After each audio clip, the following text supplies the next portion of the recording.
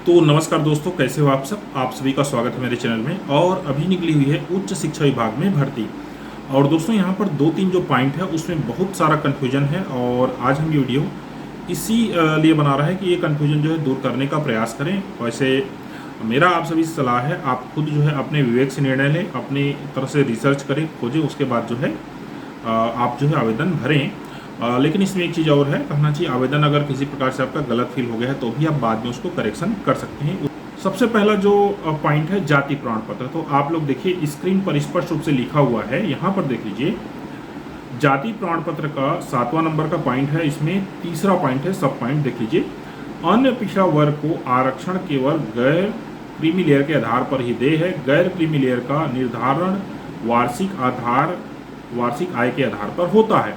अतः अन्य पिछड़ा वर्ग के अभ्यर्थी का वही जाति प्रमाण पत्र मान्य होगा जो आवेदन करने की तिथि से पूर्ववर्ती 3 वित्तीय वर्ष, देख लीजिए ना, 2021-22, 20-21 या 19-20 के भीतर जारी आय प्रमाण पत्र पर आधारित हो। अब इसमें कई सारे पॉइंट निकल के आ रहे हैं। आप लोगों की तरफ से ये क्वेश्चन आ रहा है कि सर अगर हम जो है अभी जो है जाति प्रमाण पत्र बनवाते हैं तो उसमें तो 2023 लिखाएगा, और ये भी सही है 2023 ही लिखाएगा, तो ये मान्य होगा कि नहीं होगा, क्योंकि अभी जो सत्र चल रहा है वो 2022-23 है और इसमें भी कोई ये नहीं है। देखा जाए तो अभी जो है अप्रैल से हम बाहर आ गए हैं, तो ये सत्र जो चल रहा है 2023-24 है। लेकिन इसमें इस लाइन को आप स्पष्ट रूप से पढ़िए एक बार। अन्य पिछड़ा वर्ग के अभ्यर्थी को वही जाति प्रमाण पत्र मान्य होगा जो आवेदन करने की तिथि से, देखिए आवेदन करने की तिथि से मतलब कि कब से, आज से, ठीक है ना, पूर्ववर्ती 3 वित्तीय वर्ष, अर्थात दोस्तों आवेदन करने की तिथि से पिछले 3 साल जाना है। तो मान के चलिए आज हम आवेदन कर रहे हैं तो कल के डेट में अगर हमारा जाति प्रमाण पत्र बन रहा है तो इस लाइन के हिसाब से वो मान्य होगा। सिंपल सी चीज़ है।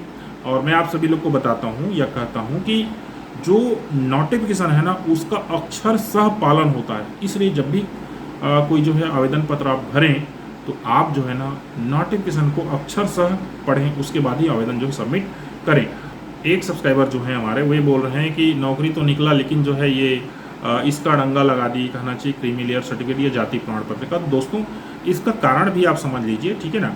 मान लीजिए कोई व्यक्ति 2019 में वो कोई सरकारी सेवा में नहीं है, ठीक है, लेकिन 2020 में सरकारी सेवा में आ जाता है, तो हो सकता है उसकी जो वार्षिक आय है 8 लाख से ऊपर निकल जाए, और वो कहना चाहिए वो जो है क्रीमी लेयर का जो गैर क्रीमी लेयर में उससे वो बाहर हो जाए, अर्थात क्रीमी लेयर में जो 8 लाख से जो है ऊपर जो उसकी आय है वो निकल जाए। तो इस कंडीशन में दोस्तों वो कहना चाहिए गैर क्रीमी लेयर से बाहर हो जाएगा।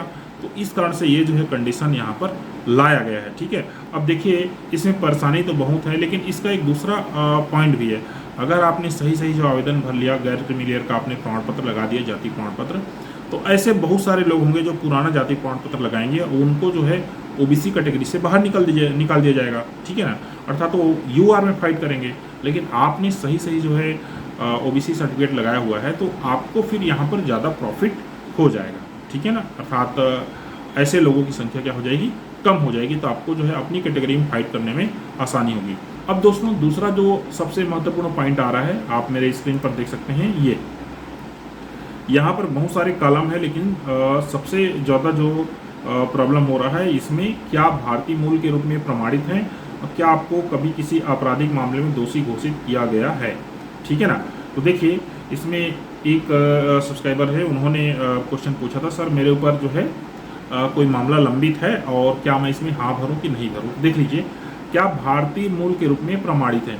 देखिए भारतीय मूल का तात्पर्य यहाँ पर NRI से है, ठीक है ना, जो कहना चाहिए विदेशी नागरिक हैं लेकिन भारतीय मूल के हैं। और भारतीय मूल का एक कहना चाहिए एक लिस्ट बना हुआ है, उस लिस्ट में आपका नाम है कि नहीं।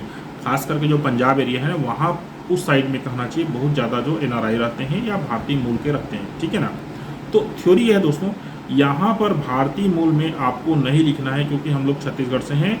क्या आपको कभी किसी आपराधिक मामले में दोषी घोषित किया गया है। तो देखिए इसका तात्पर्य है दोस्तों कि आप किसी आपराधिक मामले में संलिप्त हुए और आपको दोषी घोषित हुए और उसके बाद आपको सज़ा मिली, चाहे 1 रुपये का सज़ा हो, चाहे 1 दिन का हो, चाहे 1 महीने का हो, चाहे 1 साल का हो। अगर आप सजा याफ्ता हो चुके हैं तो अगर इस कॉलम में हाँ भरेंगे तो ऑलरेडी आप जो है सीधी सी कहना चाहिए बाहर हो जाएंगे इस प्रक्रिया से, नौकरी की प्रक्रिया से। अगर आपके खिलाफ कोई मामला लंबित है तो यहाँ पर आप नहीं ही भरेंगे, ठीक है। अब देखिए, अगर इन दोनों कॉलम में इसमें हाँ नहीं या कहना चाहिए हाँ भर दिया, दोनों में से किसी में भी, तो इस कंडीशन में जो है मान के चलिए ये आपका आवेदन जो है गलत हो गया। तो इसको करेक्शन कैसे करेंगे, तो देख लीजिए, ये नोटिफिकेशन में स्पष्ट रूप से लिखा हुआ है, अंतिम तिथि के पश्चात दिनांक 11 नवंबर 2023 से 15 नवंबर 2023 को सायं 5 बजे तक त्रुटि सुधार का अवसर उपलब्ध रहेगा। तो यहाँ पर जो है अगर किसी प्रकार से कोई त्रुटि हो चुकी है तो आप आराम से इसको जो है सुधार सकते हैं, ठीक है। अब देखिए दोस्तों, एक और पॉइंट इसमें महत्वपूर्ण आ रहा है कि इस आवेदन को भरने में वो ये रहा है, कहना चाहिए कि ऑनलाइन आवेदन भरते समय परिचारक का, प्रयोगशाला परिचारक और जो है भृत्य चपरासी और जो है प्यून का, कहना चाहिए इनका दोनों का कॉलम आ रहा है। और इस ऑनलाइन आवेदन के हिसाब से हम जो है दोनों को, कहना चाहिए एक साथ एक ही आवेदन में दोनों पद के लिए भर सकते हैं। लेकिन दोस्तों यहाँ पर देख लीजिए, नोटिफिकेशन में 4 नंबर कॉलम स्पष्ट बोल रहा है, प्रयोगशाला परिचारक पद हेतु पृथक से ऑनलाइन आवेदन भरना होगा। तो इसमें ही बहुत सारा क्वेश्चन आ रहा है कि सर इसको कैसे करें। तो देखिए, मेरा ऐसा मानना है नोटिफिकेशन जो है ना उसके हिसाब से जाना चाहिए। अब एक सब्सक्राइबर ने ये क्वेश्चन किया था, सर सेम मोबाइल नंबर से हम जो है लॉगिन करेंगे तो कैसे होगा करके। देखिए, पहली बार जब आवेदन आप सबमिट करेंगे तो आप मान के चलिए भृत्य चपरासी और प्यून है उसमें टिक लगा दिए, और दूसरी बार जब आवेदन करेंगे तो आप जो है प्रयोगशाला परिचारक है उसमें भर सकते हैं, या दूसरा ऑप्शन ऐसा भी हो सकता है आप दूसरा मोबाइल नंबर यूज कर सकते हैं। लेकिन ये आप अपने विवेक से निर्णय ले सकते हैं। मेरे हिसाब से तो ये जो है नोटिफिकेशन है उसके हिसाब से आपको जाना चाहिए, ठीक है। तो दोस्तों, ये रहा जो 2-3 पॉइंट है वो महत्वपूर्ण पॉइंट। और आपको कोई चीज़ पूछना है तो नीचे आप कमेंट कर सकते हैं।